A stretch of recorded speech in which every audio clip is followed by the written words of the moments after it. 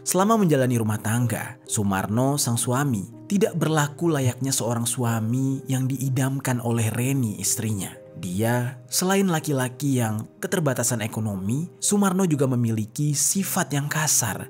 Halo Sobat Pena, apa kabar hari ini? Assalamualaikum warahmatullahi wabarakatuh. Hari ini kembali akan kita bahas kejadian-kejadian mengerikan kisah nyata yang terjadi di muka bumi ini. Cerita kali ini datang dari Sumatera Barat, di mana ada seorang laki-laki yang melakukan penyerangan fisik dan psikis kepada istrinya, hingga istrinya itu sangat muak dengan perlakuan buruk dari suaminya ini. Sampai-sampai dia menyimpan dendam yang amat mendalam, dan rasa dendam itu kemudian dia luapkan dengan cara menghabisi nyawa suaminya menggunakan racun rumput yang dia campurkan ke dalam minuman suaminya. Kejadian ini benar-benar kejam dan jarang sekali terdengar kisah semacam ini di Sumatera Barat. Bagaimana cerita selengkapnya tentang kasus yang satu ini? Langsung saja kita bahas di Kata Pena.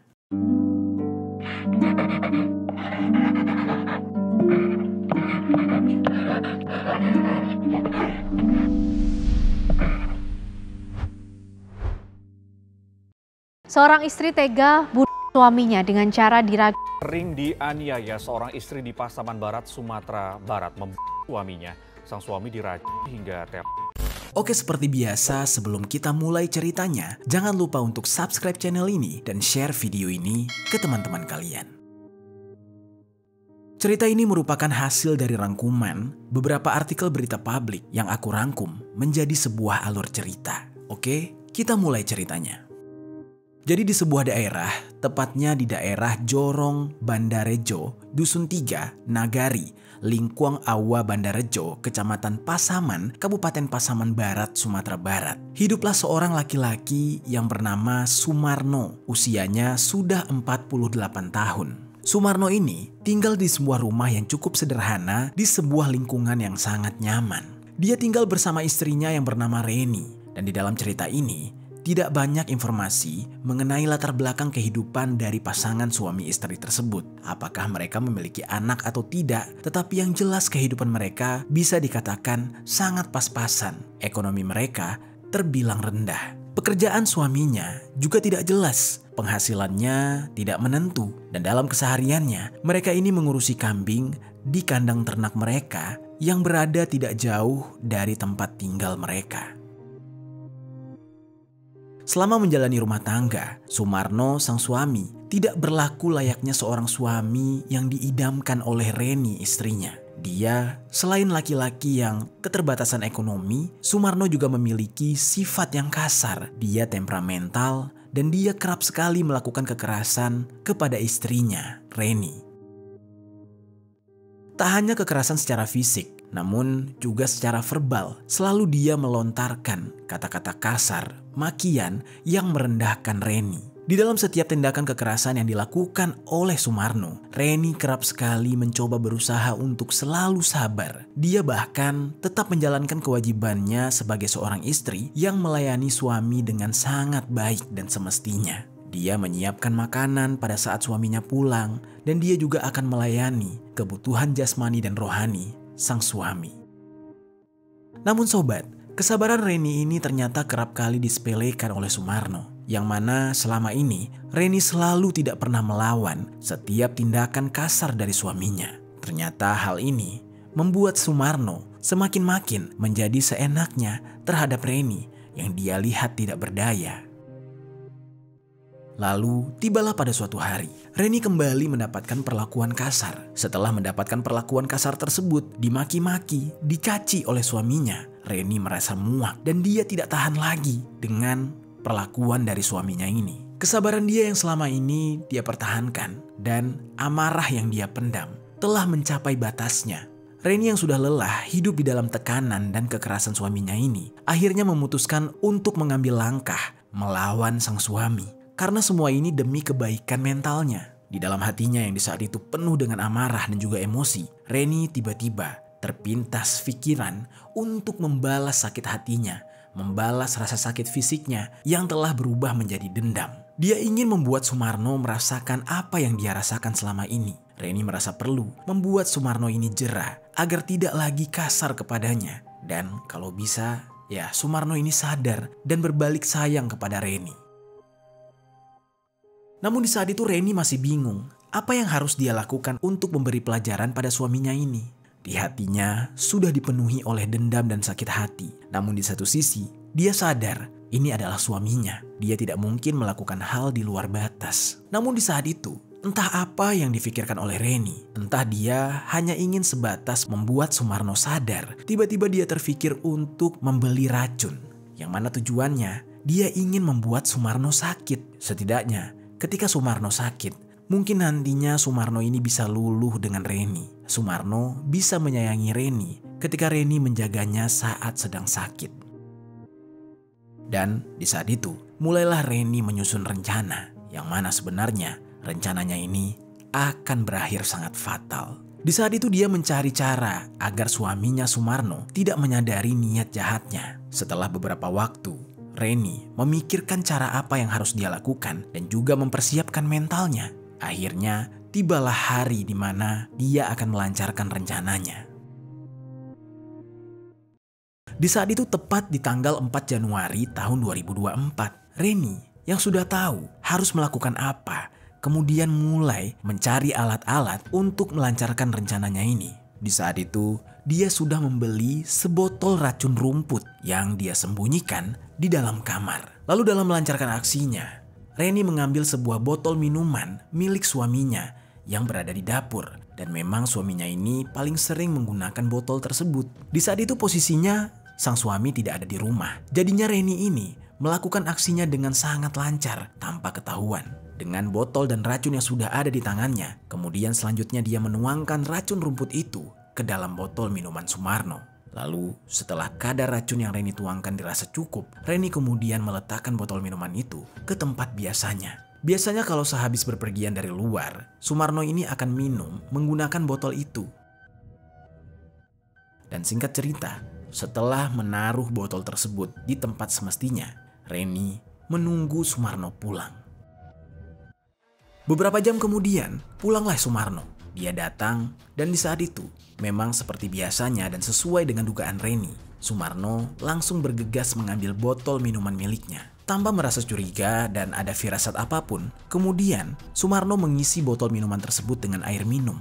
Lalu entah dia tidak merasakan adanya bau menyengat seperti obat dari botol tersebut atau tidak. Tapi yang jelas, di saat itu dia sudah sangat kehausan dan langsung meminum air di dalam botol tersebut. Di saat dia minum, disitulah dia baru merasakan kalau air yang dia minum itu rasanya tidak enak. Rasanya pahit, baunya tajam dan menyengat seperti bau obat. Dia langsung muntah sambil bertanya, "Waduh, ini apa nih?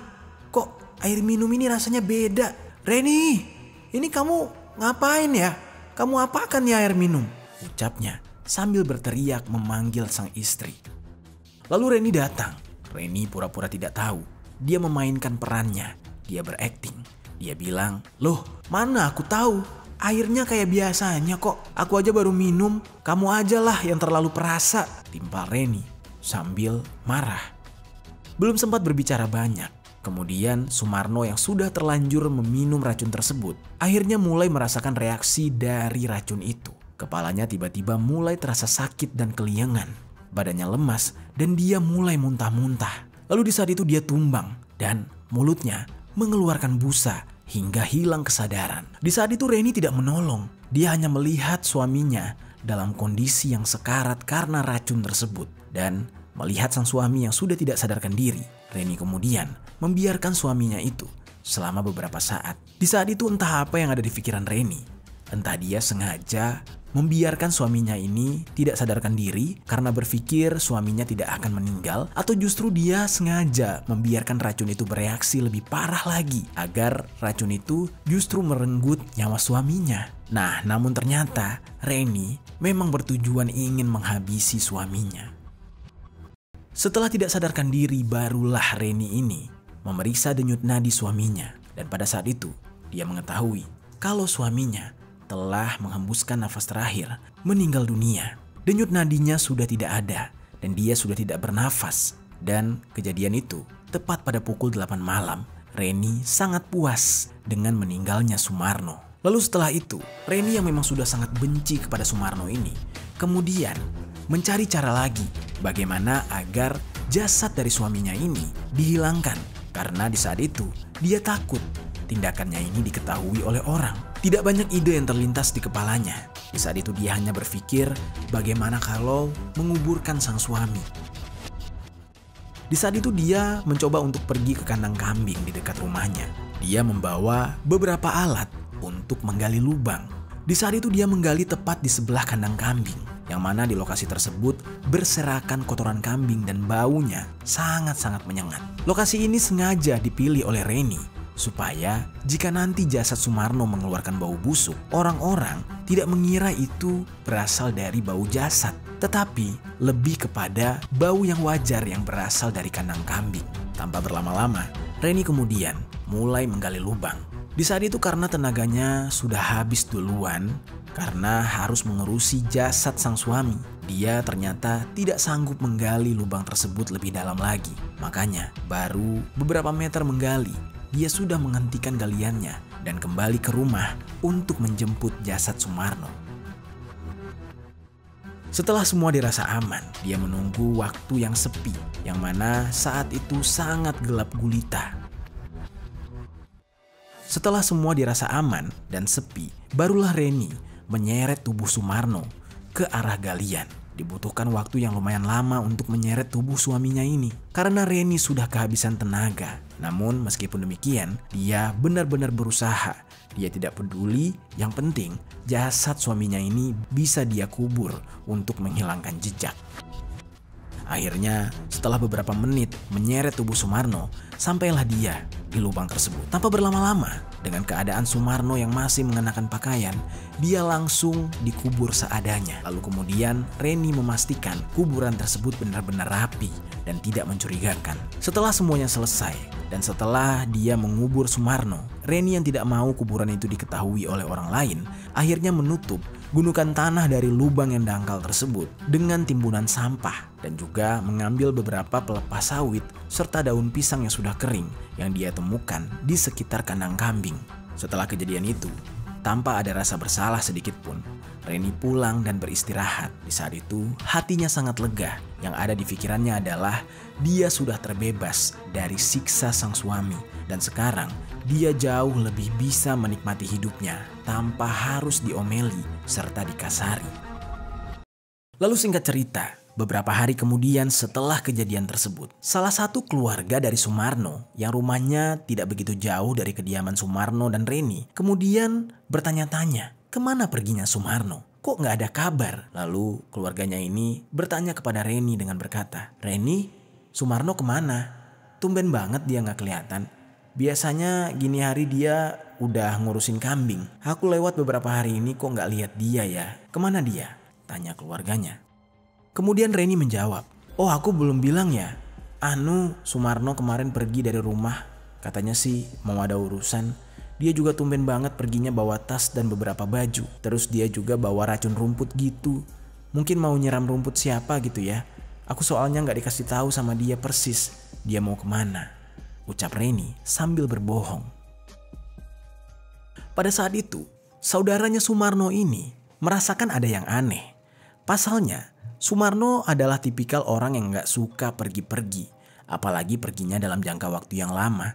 Rasanya aneh saja. Dan dia juga, hidupnya pas-pasan. Mana mungkin dia punya ongkos untuk pergi jauh.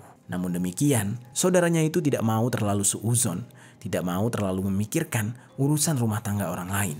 Makanya, dia percaya saja dengan apa yang dikatakan oleh Reni.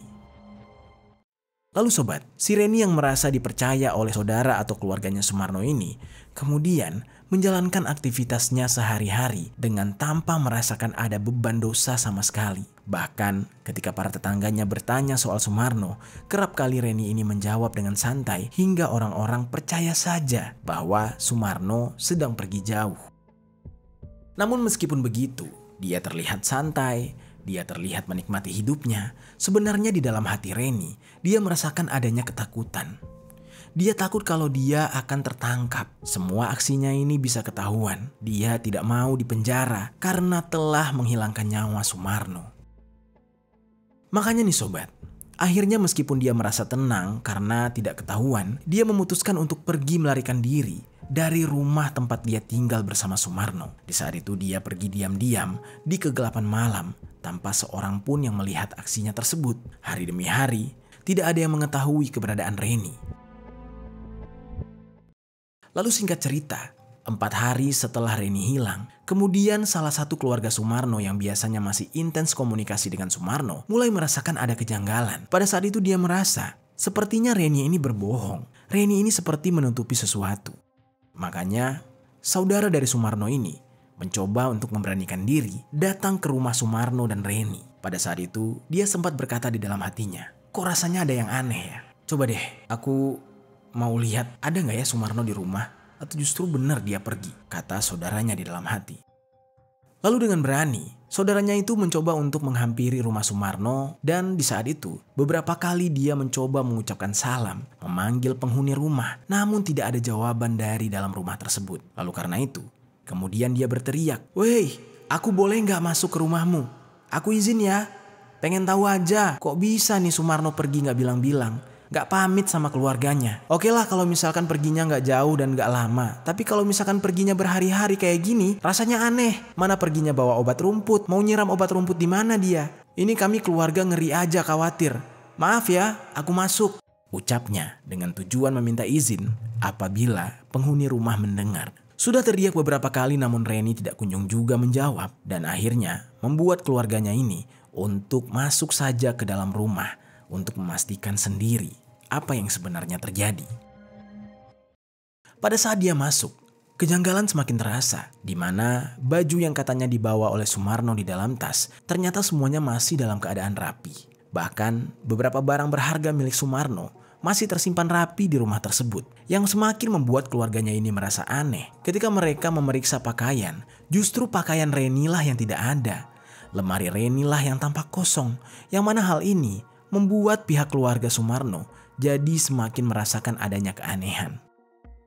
Lalu oleh karena itu, kemudian pihak dari keluarga Sumarno ini langsung mengambil langkah dengan melaporkan kejadian ini kepada ketua RT setempat. Karena menurut mereka ada hal yang janggal antara suami istri tersebut. Lalu kepala dusun dan anggota Badan Musyawarah atau Bamus Nagari Lingkuang Awa Bandarajo dan masyarakat lainnya mendapatkan laporan tersebut. Karena laporan tersebut juga, pihak RT dan perangkat desa setempat kemudian mengerahkan warga untuk turut ikut mencari di mana Sumarno dan Reni. Warga setempat mulai menyusuri tempat yang kemungkinan didatangi oleh Sumarno dan juga Reni. Namun di saat itu tidak ada hasil yang didapat. Mereka sempat berpencar mencari hingga akhirnya salah seorang warga mencoba untuk datang ke kandang tempat di mana Sumarno biasa bekerja. Hal yang membuat salah seorang warga ini datang ke kandang tersebut karena dia sempat mencium adanya bau yang tidak biasa. Bau itu tidak seperti bau kotoran kambing ataupun bau kambing, melainkan ini seperti bau daging yang sudah membusuk. Karena hal itu, tanpa ragu-ragu, warga tersebut mencoba memeriksa karena dia takutnya ada seekor kambing yang sudah mati. Lalu, warga yang menghampiri kandang kambing ini, ketika berada di sana, dia mencoba untuk memeriksa dan menyingkirkan beberapa tumpukan daun dan sampah yang menurut dia merupakan sumber dari bau busuk tersebut. Lalu, setelah tumpukan itu disingkirkan, warga tersebut kemudian melihat ada sesuatu di baliknya. Dia melihat adanya gundukan dan ternyata ada lengan manusia yang masih terbungkus dengan pakaian, tapi setengah badannya tertimbun tanah. Di saat itu dia merasa ada yang tidak beres. Dia merasakan mungkin saja itu adalah jasad dari Sumarno. Warga tersebut kemudian berteriak melaporkan temuannya itu kepada ketua pemuda setempat yang kebetulan mereka juga sedang mencari Sumarno. Ketua pemuda setempat dengan warga yang mendapatkan laporan tersebut tidak mau gegabah dan takut salah langkah. Mereka kemudian akhirnya memutuskan untuk melaporkan kejadian tersebut kepada pihak kepolisian, Polres Pasaman Barat dan Polsek Pasaman. Lalu pihak kepolisian setelah menerima pengaduan tersebut langsung datang ke lokasi kejadian. Pihak kepolisian yang didampingi oleh warga kemudian datang dan membongkar tumpukan tanah yang ada di dekat kandang kambing tersebut. bau busuk semakin menyengat. Mereka sangat terkejut karena benar saja tak hanya lengan yang terkubur. Ternyata di dalam sana ada bagian dari tubuh yang terkubur. Mendapati jasad tersebut, kemudian pihak kepolisian mulai mengevakuasi jasad itu. Dan jasad itu dibawa ke RS Bayangkara Polda Sumbar untuk dilakukan otopsi demi mencari tahu identitas dari jasad dan terkait penyebab dari tewasnya jasad tersebut. Saat ditemukan itu, jasad sudah dalam keadaan membusuk dan hancur. Secara ciri-ciri fisik, jasad ini adalah seorang laki-laki. Di saat itu para warga serta keluarga dari Sumarno sudah sangat yakin kalau itu Sumarno. Tidak mungkin ada orang lain lagi. Namun di saat itu, polisi belum bisa memberikan kesimpulan karena harus melewati masa pemeriksaan terlebih dahulu. Namun di samping semua itu, beberapa polisi juga sudah mencoba untuk menelusuri kejadian ini. Ada beberapa orang yang menjadi saksi dan diinterogasi saat di TKP. Dari keterangan beberapa saksi, ternyata didapatkanlah kecocokan. Jasad tersebut memang benar Sumarno dan kemungkinan pelakunya adalah istri dari Sumarno sendiri, yaitu Reni. Karena pada saat diinterogasi, kesaksian semua orang mengerucut kepada istrinya. Apalagi pada saat kejadian, Reni ini tiba-tiba menghilang. Namun sobat, meskipun begitu, pihak kepolisian tetap menunggu bukti lanjutan dari peristiwa tersebut. Karena takutnya Reni ini bukanlah pelaku. Di saat itu bisa saja Reni adalah korban juga. Namun jasadnya belum ditemukan karena mereka sama-sama hilang. Tapi dari keterangan keluarga mengatakan kalau Sumarno sudah terlebih dulu hilang beberapa hari sebelum Reni hilang. Jadi dapat dipastikan kemungkinan besar ini memang perbuatan Reni dan dia menghilang hanya karena melarikan diri. Lalu, tak menunggu waktu lama, akhirnya hasil pemeriksaan jenazah pun keluar, yang mana benar saja dari semua bukti yang dikumpulkan, didapatkan kesimpulan bahwa Sumarno meninggal karena menenggak racun rumput, karena di dalam perutnya terdapat cairan yang merupakan racun rumput tersebut. Lalu pihak keluarga memberikan kesaksian lagi bahwa istri Sumarno sempat menyinggung perihal racun rumput tersebut. Jadi ini semua sangat relate, bisa diambil kesimpulan kecurigaan mengarah kepada Reni sebagai pelakunya. Pihak kepolisian yang mengejar Reni tidak membutuhkan waktu yang lama, yang mana 3 jam setelah semua bukti terkumpul, pihak kepolisian mendeteksi keberadaan Reni, yang mana di saat itu Reni langsung diringkus dan dibawa ke kantor polisi untuk dimintai keterangan. Berdasarkan dari hasil pemeriksaan awal, Reni ini mengakui perbuatannya. Dia sudah mengeksekusi suaminya sendiri dengan menggunakan racun rumput. Reni di saat itu sambil menangis mengatakan kalau dia sakit hati terhadap korban karena sering sekali mendapatkan perlakuan yang kasar, baik secara fisik maupun verbal, dan hal ini membuat psikis dan mentalnya terganggu. Namun, semua keterangan dari Reni ini tidak bisa menjadi alasan untuk meringankan hukuman yang akan dia hadapi. Lalu, di saat itu, jasad dari Sumarno sudah dipulangkan kepada keluarga untuk dimakamkan secara layak. Sementara Reni dijerat dengan pasal eksekusi berencana sebagaimana yang tertuang dalam pasal 340, Jungto pasal 338, Jungto pasal 351, ayat 3 KUHP dengan ancaman hukuman penjara seumur hidup atau penjara selama-lamanya 20 tahun dan atau hukuman mati. Itu dia sobat, kisah dari Reni yang selalu mendapatkan perlakuan kasar atau KDRT dari sang suami. Hingga pada akhirnya dia sudah tidak tahan lagi dan memilih untuk mengeksekusi suaminya tersebut. Apa pelajaran yang bisa kita ambil dari kisah ini?